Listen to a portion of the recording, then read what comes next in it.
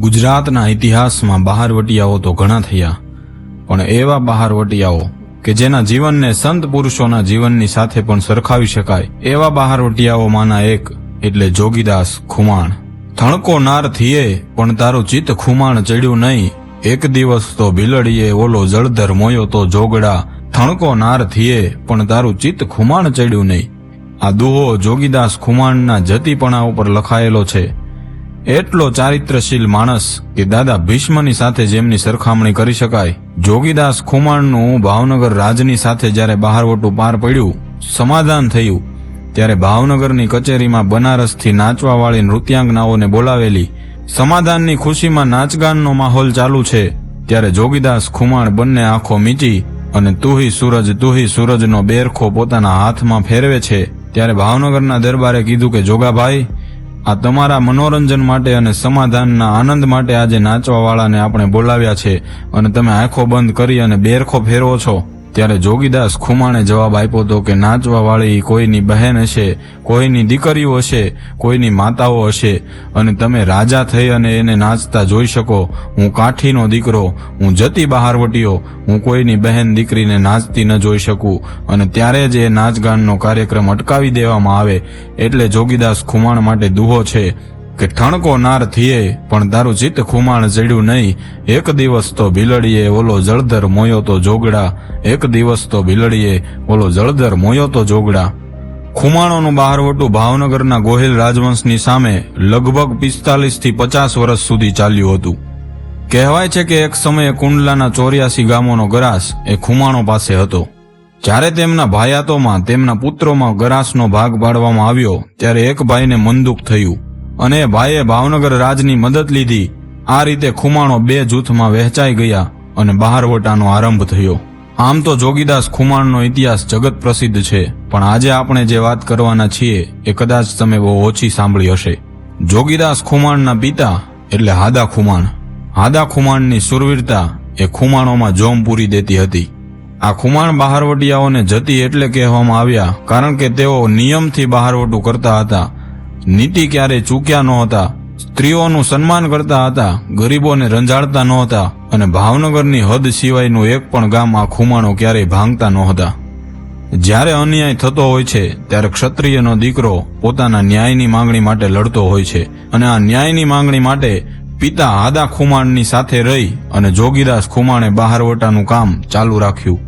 જોગીદાસ ખુમાણે દિહોર, સિંહોર, નાગધણીબા, વર્તેજ, જેસર જેવા ભાવનગરના અનેક ગામોને ધમરોળ્યા હતા અને એ ગામોમાં બહારવટું કર્યું હતું. ભાવનગર રાજ્યના 2 રાજવીઓ 2 પેઢીઓ સામે ખુમાણોનું બહારવટું ચાલુ રહ્યું, જેમાં એક રાજવી વખતસિંહજી અને બીજા રાજવી વજયસિંહજી. પણ બહારવટિયાઓને દુશ્મન પણ ખાનદાન મળ્યા હતા. એક તરફ ઉજળો ગોહિલ રાજવંશ અને બીજી તરફ ઉજળો ખુમાણોનો રાજવંશ. બંનેમાં ક્ષાત્રનું રક્ત, પણ મનદુખ માત્ર એક જ વાતનું, કુંડલા, કુંડલા અને કુંડલા. કહેવાય છે ભાવનગરના રાજદ્વારા જોગીદાસ ખુમાણના સંતાનો હરસોર ખુમાણ, ગોલણ ખુમાણ અને કમરીબાઈને પકડી લેવામાં આવ્યા હતા અને તેઓને ભાવનગરમાં જ રાખવામાં આવતા હતા. જોગીદાસ ખુમાણના 3 બાળકોનો ઉછેર ભાવનગરના કુંવરનો ઉછેર થતો હોય તેવી રીતે કરવામાં આવતો હતો. પાછળથી બાળકોની દેખરેખ રાખવા માટે જોગીદાસ ખુમાણના રાણી અને આ બાળકોના માતૃશ્રીને પણ ત્યાં તેડાવી લેવામાં આવ્યા હતા. કહેવાય છે જોગીદાસ ખુમાણના દીકરી કમરીબાઈના લગ્ન પણ ભાવનગર રજવાડાએ કરાવ્યા હતા. ડેડાણના કોટીલા રાજવંશમાં આ કમરીબાઈના લગ્ન થયા હતા. વિચાર તો કરો મિત્રો કે પોતાના દુશ્મનના બાળકો એમના સંતાનોને પોતાના રાજકુળના સંતાનોની જેમ ભાવનગર મહારાજ સાચવતા હતા. એટલું જ નહીં, પણ આ કુંવરીને કરિયાવર અને દાયજો પણ આપવામાં આવ્યો હતો. ખાનદાની એક તરફ અને દુશ્મની એક તરફ. જોગીદાસ ખુમાણ ભાવનગરના ગામોને ધમરોળતા જાય છે. આ તરફ ભાવનગરની સેના ખુમાણોને ગોતવામાં લાગેલી છે. બને છે એવું કે એક વખત હાદા ખુમાણ અને એક ચારણ ભાવનગરની સેના સાથે આફળી પડે છે. હાદા ખુમાણની 112 વર્ષની આયુ છે અને 112 વર્ષની ઉંમરે એ કાઠી ધીંગાણામાં તલવાર ચલાવે છે. ત્યારે ભાવનગરની સેનાના સેનાપતિ એવા વજુભા પરમારના હાથે જોગીદાસ ખુમાણના પિતા હાદા ખુમાણને મોતને ઘાટ ઉતારવામાં આવે છે.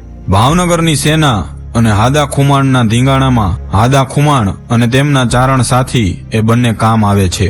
બંનેના માથા ભાવનગર મોકલવામાં આવે છે. ત્યારે ભાવનગર મહારાજને પણ દુઃખ થાય છે. કહેવાય છે કે ભાવનગરના રાજા વજયસિંહે કુંડલાની નાવલી નદીના કિનારા પર આવી માથાના વાળ ઉતારી જોગીદાસ ખુમાણના પિતા હાદા ખુમાણનું સરવણું કર્યું હતું. વિચાર તો કરો કે પોતાના દુશ્મનના પિતા કે જેને પોતાની જ સેનાએ વીરગતિ પ્રાપ્ત કરાવી હતી, એમના મોક્ષ માટે એક રાજા એ અંતિમ વિધિઓ પૂર્ણ કરી રહ્યો છે. જોગીદાસ ખુમાણે આ વિધિઓ સાવર ગામમાં પતાવી હતી, કારણ કે કુંડલા ન જીતે ત્યાં સુધી જોગીદાસ ખુમાણને કુંડલાનું પાણી હરામ હતું. ભાવનગર રાજ્યએ આ પછી સમાધાન માટેની જોગીદાસને વાત કહેવડાવી, પણ જોગીદાસ વટમાં એક જ વાત બોલે કે જોગીદાસ ખુમાણને કુંડલા સિવાય બીજું કાંઈ ન ખપે અને ભાવનગર રાજ કુંડલા દેવા તૈયાર નહોતું. ત્યારે જોગીદાસ ખુમાણની વિરુદ્ધનો મોરચો અંગ્રેજોને સોંપવામાં આવ્યો. કેટલાય દગા અને કાવતરાઓ કરી જોગીદાસ ખુમાણને પકડવામાં આવ્યા. જોગીદાસ ખુમાણ સહિત 5 જણાને રાજકોટની જેલમાં કેદ કરવામાં આવ્યા. કહેવાય છે રાજકોટની જેલમાં 2 ખુમાણ બહારવટિયાઓ વીરગતિ પ્રાપ્ત થયા. અમુક સમજોતાઓ બાદ જોગીદાસ જેલમાંથી બહાર આવે છે અને બમણી ગતિથી ભાવનગરના ગામોને ધમરોળવા લાગે છે. આ બહારવટામાં જોગીદાસ ખુમાણના ઘણા પરિવારજનો વીરગતિને પ્રાપ્ત થાય છે. જોગીદાસના સૌથી નાના પુત્ર માણસુર ખુમાણ ખીસરી ગામે વીરગતિને પ્રાપ્ત થાય છે. આજે પણ ત્યાં તેઓનો પાળિયો હયાત છે. સમગ્ર ભાવનગરમાં જ નહીં પણ સમગ્ર સૌરાષ્ટ્રમાં જોગીદાસ ખુમાણના બહારવટાની ચર્ચા ચાલે છે અને બહારવટામાં ખાનદાની હજી યથાવત છે. કહેવાય છે એક વખત ભાવનગર મહારાજના કુંવર ભાવનગર આવે છે. ભાવનગર મહારાજને ખબર પડે છે કે જોગીદાસ ખુમાણ આજે દુશ્મની માટે નહીં પણ મારા પુત્રના મૃત્યુના વિયોગમાં મને મળવા આવેલા છે. ત્યારે ભાવનગર દરબાર જોગીદાસ ખુમાણને ભેટી પડે છે. આ વાતો આજે કદાચ બની બનાવેલી અને ઉપજાવી કાઢેલી ઘણા મિત્રોને લાગતી હશે, પણ એ સમયના લોકો આ વાતોની સાક્ષી પૂરતા હતા. કેટલાય વર્ષો સુધી બહારવટું ચાલે છે, ધીંગાણાઓ થાય છે, ગામો ધમરોળાય છે, ગામો ભંગાય છે અને અંતે ઈસવીસન 1828માં ભાવનગરના દિવાન પરમાનંદ દાસની હાજરીમાં સમાધાન માટેના વ્યૂહો તૈયાર કરવામાં આવે છે. જોગીદાસ ખુમાણને એ સમયના કાઠીઓના મહાપુરુષોએ સમજાવ્યા અને સમાધાન માટે ભાવનગર તેડાવ્યા. ભાવનગર રાજ્યએ પણ જોગીદાસ ખુમાણનું બહારવટું પાર પાડવાનો નિર્ણય લીધો. ભાવનગરના રાજાએ કહ્યું કે આજે જે જોગીદાસ ખુમાણ માગે એ આપવા માટે હું તૈયાર છું. વાત તમે ધ્યાનથી સાંભળજો. જ્યારે સમાધાનની બેઠક ચાલતી હતી ત્યારે ભાવનગર રાજાએ કહ્યું કે સમાધાનમાં આપને હાડથી પણ વધારે પ્રિય એવું આપનું કુંડલા હું પાછું સોંપું છું. ત્યારે હસી અને જોગીદાસ ખુમાણ કહે છે કે દરબાર, કુંડલા તો હવે મને ન ખપે. ભાવનગર દરબાર આશ્ચર્યથી ચકિત થઈ જાય છે. આખો એ ડાયરો અને કચેરી એ વિચારમાં પડી જાય છે કે જે કુંડલાની માટે ખુમાણોએ પોતાનું રક્ત રેડ્યું, જોગીદાસ ખુમાણે પોતાનું આયખું એ કુંડલાને મેળવવા માટે હોમી દીધું અને આજે ખુમાણો આ કુંડલા લેવાની ના પાડે છે. ત્યારે ભાવનગર દરબાર કહે છે કે આ કુંડલા તો તમારા હકનું છે, તમારા પૂર્વજોનું છે, પણ જોગીદાસ ખુમાણ કહે છે કે જે કુંડલાની ધરતીમાં મારા પિતાનું પિતૃ તર્પણનું કાર્ય કરવા માટે ભાવનગર દરબાર આવતા હોય, મારા મોટા ભાઈની ફરજ બજાવતા હોય, એ કુંડલા હવે નાના ભાઈને ન ખપે. કુંડલામાં જતા હવે મારો પગ ઉપડતો નથી. માટે કુંડલા હવે આપના મહારાણી અને મારા બેનને હું દાયજામાં આપું છું. વિચાર તો કરો મિત્રો, આ ખાનદાની એ સમયના બહારવટિયાઓ અને રાજાઓની હતી. તેમ છતાં ભાવનગરના મહારાજા જોગીદાસ ખુમાણને યોગ્ય ગરાસ આપે છે. જોગીદાસ ખુમાણના ભાગમાં આંબરડી આવે છે. એ આંબરડી કે જે આજે પણ જોગીદાસ બાપુ ખુમાણના આંબરડી તરીકે ઓળખાય છે. એ સિવાય જીરા ગામ એ જોગીદાસ બાપુ જીવે ત્યાં સુધી તેમની આજીવિકા ખર્ચી માટે આપવામાં આવે છે. આ હતું જોગીદાસ બાપુનું બહારવટું.